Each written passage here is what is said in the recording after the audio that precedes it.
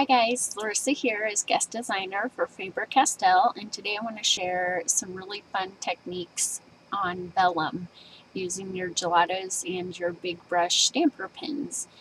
So the first project I'm showing you, I've stamped a background stamp, which is from Just Right. It's the chevron stripe background stamp, and I've used Antiquities off-white embossing powder. And then I've colored with the metallic green gelatos on the back side of the vellum after I've embossed it. And I don't know if it picks it up so well on the camera, but in person you can kind of see the shimmer of the metallic gelatos underneath the vellum. It's a very, very, very fun look. And then I've used the big artist pens to color in my image, which is also from Just Right Stamps.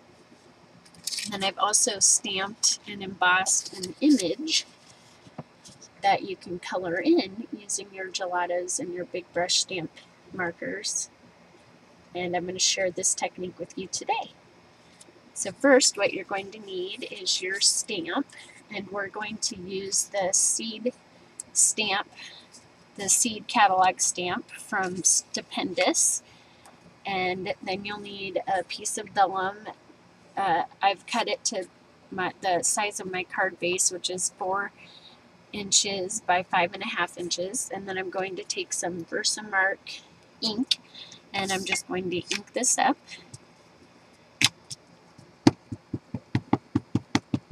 And then we're going to use a fairly light embossing powder.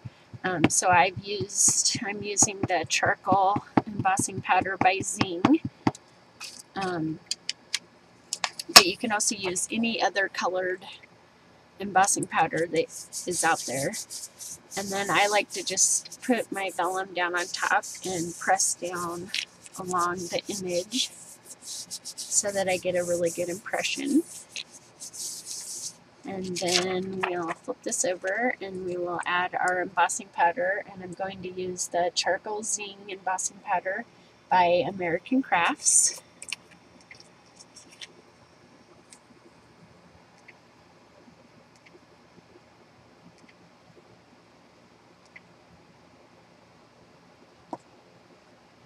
Just dump our excess right back in there. And I didn't show it on camera, but before I stamped and embossed this piece, I've covered it with my EK Success powder tool, and that just helps so that the embossing powder doesn't stick anywhere else onto the vellum other than the place that I want it. And I've noticed I have a couple little places down here. I'm just going to clean that off really fast. Flip this off camera just to make sure I get any excess off. Then we're just going to take our heat tool, and I'm going to heat my heat tool up just a little bit to get it hot before I add it to my image. That way it'll help with getting the embossing powder melted without warping the vellum too much. And then we're just going to heat set this, and I like to start on the back side and then move to the front, and that seems to help with the vellum, the properties in the vellum to make it not warp as bad. And hopefully you can see the image take shape here. And this is one of my favorite stamps. I love this image. Okay, next we're going to take our gelatos of choice, and I am going to use several different colors here. I'll have all these listed in the bottom, but raspberry, banana, watermelon, snow cone, lime, and then the two metallics, the red and the green. And I like to use, I'm going to zoom in here a little bit. I like to use a tool called Fantastic, and it's just a little tipped, And you're going to want to color your images on the back and the front side so that you get a really neat effect. So you're just going to start out by covering your image, and then you're just going to work this in with the end of this tool. And then you could also just do the back side or the front side if you wanted, but I found when playing around with this technique, I got the best look from coloring both the front and the back. As you can tell, if you do it on the back, it's just a really light watercolor look.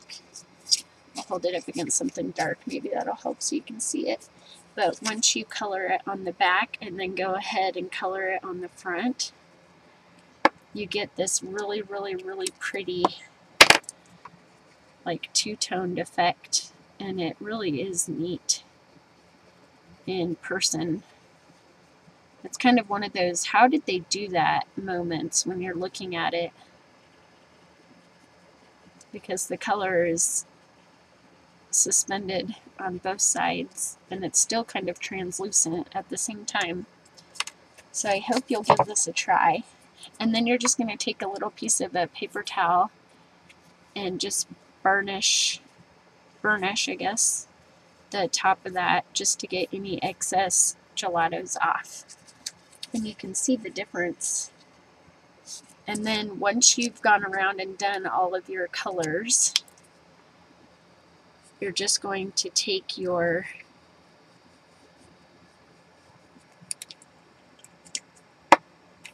marker, your little tip each time, and you can clean these off. You just wipe them clean with the little paper towel, and it doesn't mix your colors, which is the cool thing about using these little fantastic sponge daubers. We have them in the Faber-Castell little kits, but the tip is more of a large tip, so for detailed images I like to use the Fantastics. Again, I'm just going to burnish that and then turn it over and do the back side.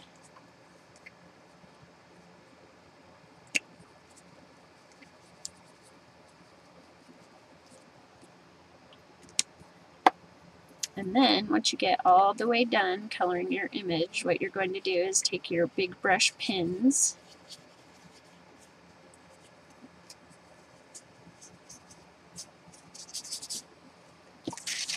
and add some shading. So then you can come back in with the pink and just over the top dab on your color and move it out to add some shading to your image to give your flower more of a 3D look. And like I said, I really, really, really like this technique. I hope you'll give it a try because it really is just beautiful. So there you can see the shading after I've added that. And once you get done, you can go around the whole background of your image, like I did on this one, with the yellow to give it an aged antique feel. And then I went back in on top with the metallics, which I'll show you here. This is the pink color, just to add a little bit of shine. And it doesn't have to match the color 100%. It won't ruin the color. It mostly just tints it, especially once you go in and burnish it back off. And then you can see you just have a slight metallic finish, which really adds to it. I think it's just really pretty. And for my last technique, I went ahead and embossed the chevron pattern, and for a completely different look, you can, instead of coloring on the back side with gelatos, you can also come in with your big brush pins. And this one I'm using the white, which is the 101, and just coloring my entire embossed sheet. And this gives you a completely different look. And then when you're layering your embossed vellum over your projects, you can add this to a dark background like this gray and get a three-toned effect when you only have two papers. So hopefully you can see how neat that looks up against there. And it's another one of those, how did they do that type of moments. And you can use any of the colors. I just thought it was really fun to show the opacity of the white on the back of the vellum, and then also the coloring that you can get on top of the vellum with your gelatos and your big brush pens. So anyway, I hope you'll give this a try. I love the way that this looks on vellum, and if you do, please share a link. I would love to see your projects. Thanks so much for watching today, and have a fabulous, fabulous day.